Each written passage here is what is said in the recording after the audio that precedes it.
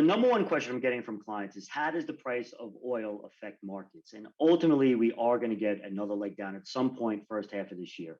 In the short term, however, we're in oversold conditions. Consensus is very negative. Now investors think the Fed may become dovish, and all of that, we may get a bounce up here in the market, but don't be fooled by that.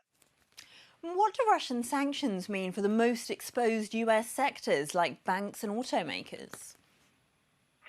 Sanctions ultimately equals higher inflation. Putin's major poker game here is possibly cutting off the oil supply to Europe, which is highly dependent on it from Russia. If that happens, that means a tighter oil supply, which means prices higher, which means inflation moves higher. On top of that, if you think about the pandemic moving to the wayside, consumers are going to start to go out there and travel and spend money on non-durable goods, et cetera. And all of that will also drive up the price of oil. So ultimately, that will drive inflation higher.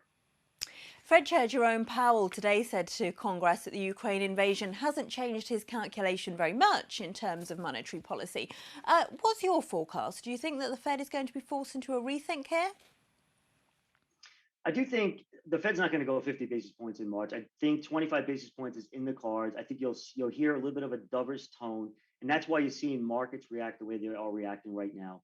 But ultimately, he's going to have no choice but to raise interest rates to help stem off inflation spiraling out of control as we're going to see the data going forward. Investors, though, are in a much riskier environment, it seems, than just a week ago. So how should that change their calculations? Should people be holding less money in stocks and perhaps more in cash? Investors should be buying gold on any dips, buying commodities on any dips.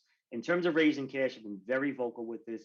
If you've been an investor investing in the stock market over the past 3+ years, and you didn't take any risk off the table on this ramp up in the market that looks like we're going to get here in the short term, now's the time to do that.